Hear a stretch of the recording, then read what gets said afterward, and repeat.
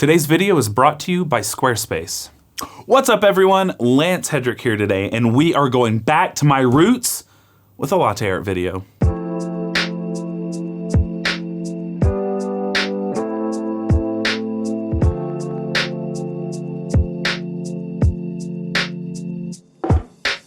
Now, it has been over a year since I've made any videos on latte art, and if you've been following me for a while, you know that that is kind of what I started my channel with, was milk steaming tutorials and latte art tutorials, and it's been a while since I've done any. And over this past year, I've been seeing in forums and different places loads and loads of questions on just different basics. And so I thought it was time to revisit some of the basics, some of the most important mistakes I'm seeing a lot of you all make, things that you're doing wrong, things that need to be corrected and worked on before you can really advance. Now, if you feel confident in your latte art, I still highly suggest you watching this video because a lot of this stuff you may still be struggling with. Now, these are big time important tips for you all to kind of adhere to in order to progress. So the way this video will be structured is I'm gonna go over 5 big mistakes or issues I see people making. I'm gonna give examples of the issues so that you can maybe, see them and understand and empathize with them. Oh, that's what I'm doing. And then I'll show you how to correct it. So we're gonna go through each one methodically and we're gonna tear them apart so that you can better understand how to master these basics so you can progress with your own latte art. Whether you're a barista in a shop trying to kind of move up or to showcase your passion, if it's something that you have fun doing on shift, or if you're a home barista that just wants to, have fun in this hobby where you're drinking a cappuccino or a latte each day and you want to put some fun designs on them. So because this is a passion that I share with you all, let's go ahead and start working on getting these things ironed out. Now, whenever you have a passion like this, a lot of us love to document them, whether that's on your Instagram or that's on, sending pictures to your friend group or your family, or giving it to a customer and getting excited when they're excited. But there are other ways to showcase your passions. And that brings me to the sponsor of today's video, which is Squarespace. It's an all-in-one domain for entrepreneurs to put out what they kind of want to the world. They have a really intuitive shopping system. You can put a shop on there so that people can buy your stuff, which is really great for entrepreneurs because that's how you make money. It's also just got the most beautiful domains that are pre-built so that schmucks like me can get on there and just click edit and then click photo and then click add and then it's on there. If you have a cool creative passion, whether that is beekeeping or whether that is making candles out of bee wax, if you want to be creative, you can be that on Squarespace. Go ahead, get your website started, and when you're ready to launch, use the code and you'll get 10% off your purchase of a domain name or whatever you want. All you gotta do is you're gonna use that link. It's www.squarespace.com/Lance Hedrick. We got it? You're ready to entrepreneur the crap out of stuff. Awesome, so now that we have Squarespace in our domain, we're ready to get some latte art going. The first one we're gonna talk about is milk texture. I often see people steam too thick or chunky. I often see people steam too thin. And those are both wrong. You have to steam it perfectly. And if you are having issues steaming, I'm gonna go ahead and link my milk steaming tutorial there. Spout Proximity. Now that's referring to the spout of your milk pitcher and how close it is to the level of the liquid. I see people pouring from too high, from too close. Those are both wrong. We got to get the proper spout proximity because that is going to dictate the foam coming out, cascading joyfully like ice skating, like figure 8 on Schoolhouse Rock.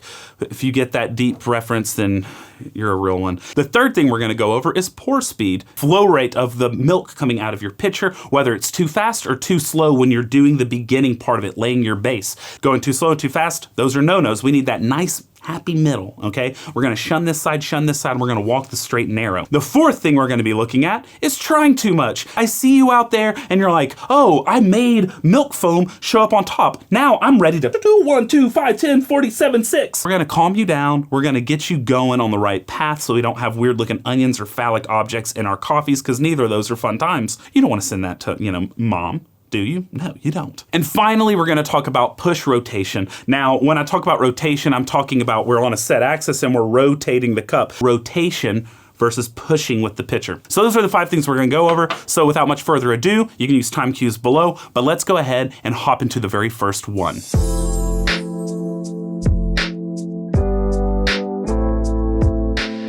So the first thing we're gonna do today is we're gonna talk about your milk texture. Now I know a lot of you are gonna wanna skip this, but do not skip, trust me. I'm gonna show you what it looks like with the majority of you are doing is doing thick chunky milk, and we don't want the chunk. What we want is the silky milky. I hear your excuses. My machine, blah, blah, blah. I'm here on a Rebel Barista Express. I'm steaming without looking, all good. But what I see a lot of you do is you are stretching way too aggressively. You hear that? You hear that? I'm stretching way too aggressively. And I'm making my milk a little chunky, all right? You don't want to steam this aggressively. You don't want to add that much air into your milk as soon as possible. You need to stretch less aggressively, okay? The thicker it is, I know you might be like, well, I really want the foam. Well, latte art may not be for you, and that's absolutely valid, okay? Valid, right? But what we don't want to do is just crush that milk. We're not here ripping phone books, all right? We got some bubbly bubs. Here is milk that is too thick. Now, you may be looking at it, and you're like, oh my goodness, no, that looks good, Lance. That looks tasty. I like that thickness. That's good. But watch what happens when we have this thick milk. It looks like it's fine. Now what I need you to notice is you see on the side when I swirl, it looks like thick cream.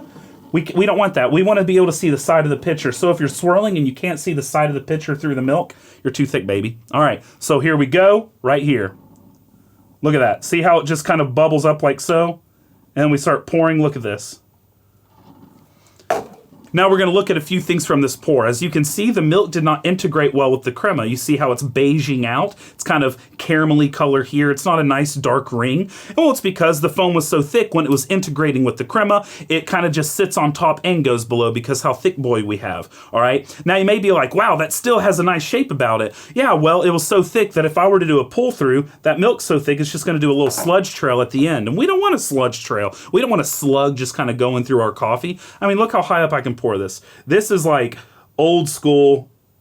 Look at that. Oh my goodness. Now I know. Some of you are like, that's goals, Lance. That's the foam I want. Well, do it, but get off this video because latte art ain't for you. We want microfoam that's silky, milky, velvety, smooth, yummy yums. If you want marshmallow cream, well, do what I just did. That is like voluptuous, to be honest, but like, I don't even really get coffee in that. So if you're sitting here and you're trying to rip while you're doing anything and you're not really seeing any type of definition or any type of movements, well, guess what? You're a little too thickly thick. X that out. Let's look at what too thin looks like. Now, I know a lot of you are gonna see that and you're gonna overcorrect. You're gonna start steaming. You're gonna say, okay, we don't wanna be ripping phone books. We're not WWE. We're gonna do this. Okay, I think we're good. We're good, okay. We'll be done stretching now, okay? And we're just gonna let it swirl. We're gonna let it just swirl. But what's gonna start happening is your machine's gonna get a little ticked at you, all right? The acoustics in your pitcher are not gonna be on your side. What's gonna happen is the noise from that steam wand into the milk will not be buffered by foam because you haven't been creating enough. It's gonna be like, as Jim Carrey would do it in Dumb and Dumber. I forgot how long this machine takes to steam its milk. Yucky. Not for me, please. All right. So here we are, boom, we take that off. So then we have milk that is too thin, just like here, right here. So you're gonna see what's gonna happen when we start pouring. It just wants to kind of go everywhere. See that? So when you start pouring, it just wants to kind of blob out all over the place. It doesn't want to really hold its position, which is not ideal. You want it to have enough viscosity so that when it mixes with the crema, it can hold the shape, it can hold the design. All right, now there's some of you that go even thinner than this and no foam wants to even surface at all. And we need to be right in that center spot. And again, if you need to watch a milk steaming video, I highly recommend. But here's perfection.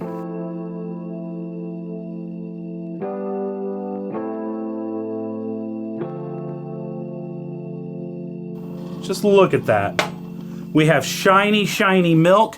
The integration is just bon appetito. It's like, bam, Emilee would say. And I mean, look, it cascaded out so swiftly and beautifully onto the surface of that crema. It's so shiny. I could probably do my makeup looking in that mirror, all right? Now, I know that you probably can too. You may want to look away because the reflection may be too bright for your eyes. But this is what we want to get at, that perfect milk texture, which needs to be like wet paint. So when you're swirling on the sides, you can just see the walls of the pitcher beside it. You don't want to go too aggressively on the integration of air at the beginning of your steaming. Instead, what you want to do is you want to be very lightly, gently kissing it, okay? Sha-la-la-la-la-la, my, oh my, the milk too shy, you wanna kiss the milk, whoa, whoa.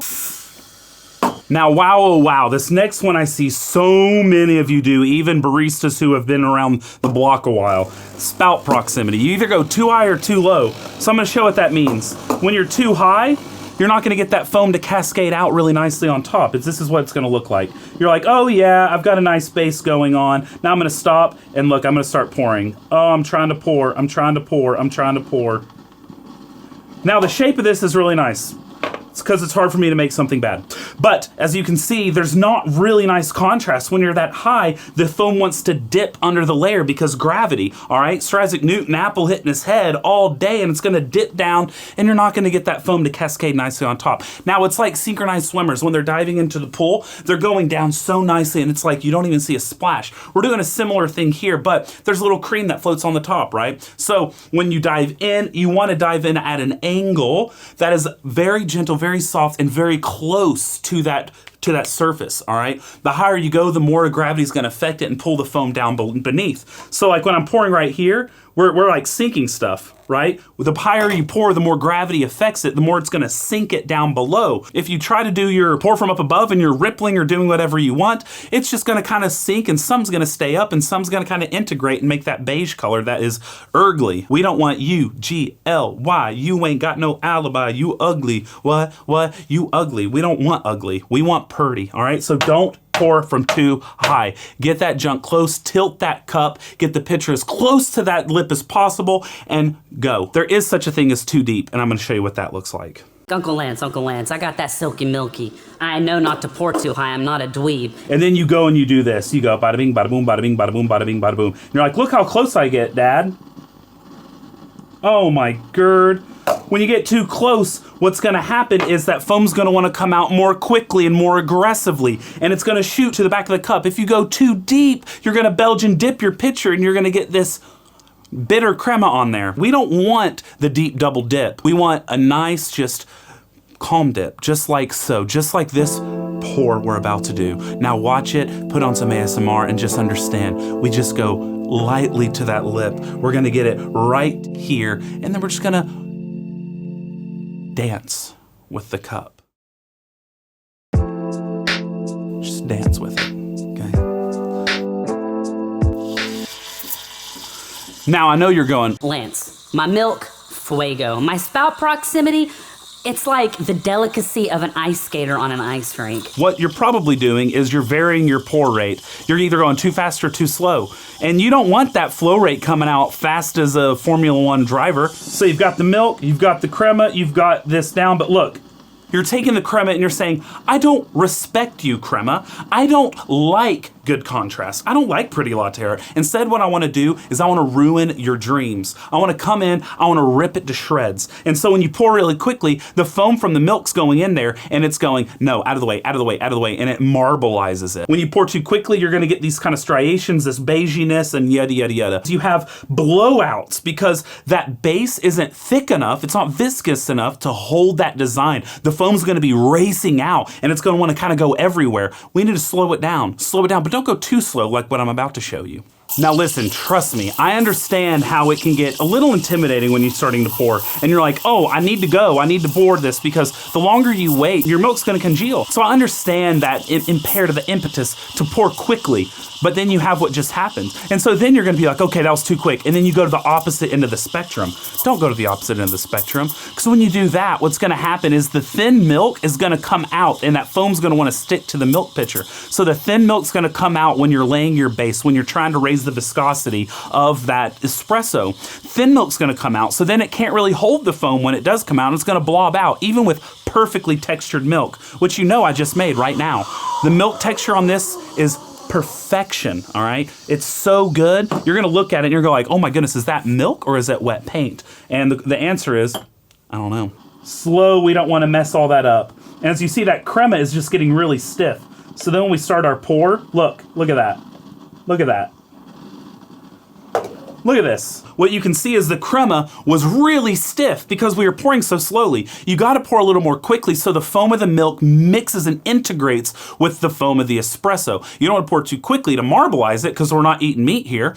You don't want to pour it too slowly to where the crema is bundled up and is like, you're not gonna break me up, doo-dah. We're gonna come in, we're gonna wreck it without marbleizing it. When you go too slow, that's what happens, and the foam's gonna stick in your pitcher. Now, like I said, this is the same textured milk I've been doing, but it looks like I steamed too thick because that blob came out at the end. Well, it's because we had a ton of foam left in that pitcher, and we didn't have anything to hold the design in place because it was just like crema and thin milk. And that crema is now so tightly bonded together, it doesn't want to homogenize with the milk now. Instead, we want, again, that perfect pour I've showed a couple times now. We're gonna show it once more, just so you have an idea of the pour speed. Look at the pour speed. Look at how I'm filling the base. Now look, I'm starting the pour now. I'm starting the actual design. Look how I'm pouring smoothly that milk coming out of the pitcher. Think about the flow rate. And a good way to practice this is just with water in your pitcher. Work on your flow rate. Make sure you're not going too fast, you're not going too slow. You're right in the sweet spot.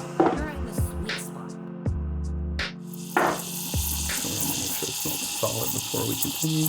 So Big Bruv Lance, listen to me. My milk, absolutely fire. My Spout Proximity is so good. My speed, come on. I've been working on pacing myself. We're Gucci to Gochi. But here's the next thing. You're too confident. The arrogance is palpable and I want to humble you. Do not come into here and tell me that you have all these things checked out and now you're ready to draw a 7-headed dragon surfing on a kite. You're not doing that. You're going too complicated too quickly. Master the basics. Humble yourself. Even if you think you're doing 3 Rosettas in the same cup right now, don't do that. Stop doing that. We're done doing that. All right, we're gonna get that heart. We're gonna get that monk's head. We're gonna get that nice, controlled substance pour. This is what I don't want you to do. I think I'm ready to do a Rosetta.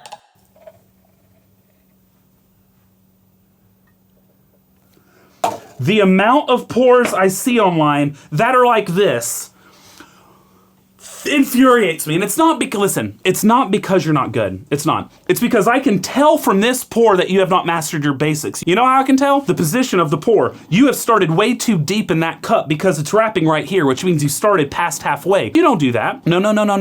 When you're starting a 1-drop design, you're starting right behind halfway and you're pushing forward and coming back. You would know that if you watched my ultimate guide to latte art. No one skips steps. I don't care. The prodigies of the 17th century are gone. All right. We don't have prodigies anymore. Okay. That's not true. We do. But you're not one. I'm not one. Let's humble ourselves. Also, I can tell by the erratic wiggles, which is so often people see these lines and they want to skip to the lines. And so they, don't do that. All right. Don't do that. You're not so important that you have 40,000 vibration calls coming in all at once, and that's why you're doing that. It's not your phone, all right? It's because you have not been practicing controlled movements, rippling the milk side to side, letting the flow dictate that for you. So when I see something like this, I know that people are just trying to skip to the Rosetta because I get it. Rosetta is so much fun. It is. It's so beautiful too, and you can flow it on out, and you're just like, ah. Oh. But here's the thing, it's like a dance. You don't start dancing and go straight into something like this. You don't start dancing and go straight into something like this. No, you have to start a little more slowly, all right? We're gonna start with like the simple robot. You know, you wanna get it to where you're moving one body part at a time. You don't robot like this. Whenever you're doing the robot, you get in a position in one motion at a time, right? You don't want to move everything at once, okay? Same goes here. You master the basics and slowly build up. We'll do the blob heart. We get it symmetrical. We get it centered. We get the milk texture perfect, the spout, everything perfect. Then we go to a rippled heart, and you slowly start to work on your ripples. Once you have the rippled heart down to where it's all wrapping all together, looking gorgeous, then you can move to the Rosetta, because then all you got to do is when you're going forward on the heart, then you just keep that rippling motion backwards. That's all you got to do. So let's calm it down, calm it down, calm it down. Stop overcomplicating things. Here's a rippled heart for you goobs.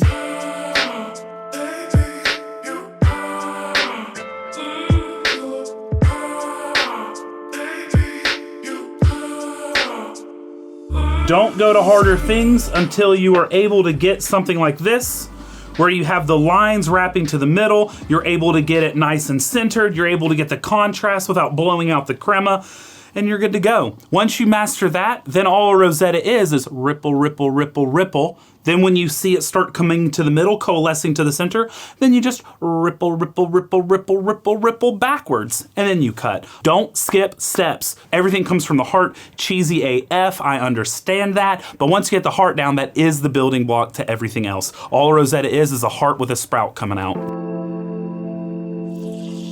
All right, so this final one is the idea of rotation and pushing. Some people just push. You cannot just push. It needs to be in concert with rotating the cup to absorb that flow of the push. All right, I'm gonna show you what happens when you're just pushing.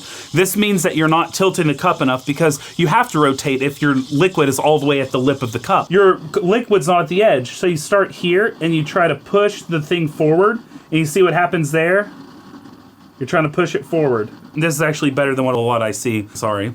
But whenever you're just pushing, you are elongating and narrowing out your design, and a lot of times you'll get a slug trail. All right, you get that nasty little slug wormy thing going down. Because as you're pushing, it's not able to absorb. You have to absorb the shape with the rotation of the cup. It should be like that liaison. You see how whenever you're pouring into the cup and it's rotating, all right, so what's happening is it has to absorb the flow for it to wrap. If you just force push it, then there's gonna be sludge following the side of the pitcher. As the foam is coming out and you're pushing, it's just gonna sludge down the side and you're gonna get this elongated kind of V-looking thing. We want a voluptuous with arms wide open. Now what it looks like to do it correctly, this same exact design is right here.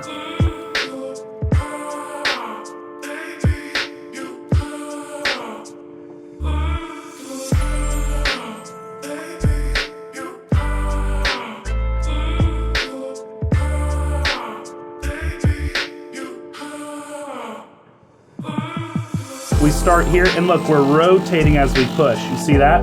We rotate as we push. See that? We rotate as we push that final one. This is the whole thing about it, is getting it all together. So what I like to recommend people doing is when they're first starting their hearts, to literally just like, I'm a little teapot, short and stout. Here is my handle, here is my spout, unless you're left-handed. When I get all steamed up, then I shout, tip me over and pour me out. And look, you're gonna automatically rotate as you're pushing. Those are the 5 tips we need to really pay attention to. Make sure your milk is on fuego. Make sure that your spout proximity is close, but not eating. We don't want it to eat the latte. Make sure that your speed is on point. We're not in a Formula 1 racetrack, all right? We're here, slow and steady wins the race, but not too slow. We're not in slow motion. We're not like,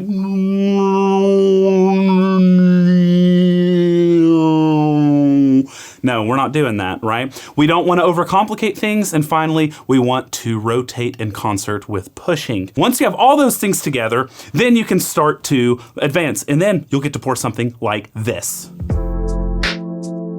Then you can start playing with silly stuff like swans. And you can do the Pegasus, and you can do the, I don't know, whatever you're wanting to do. There's so many designs out there now, I don't even know.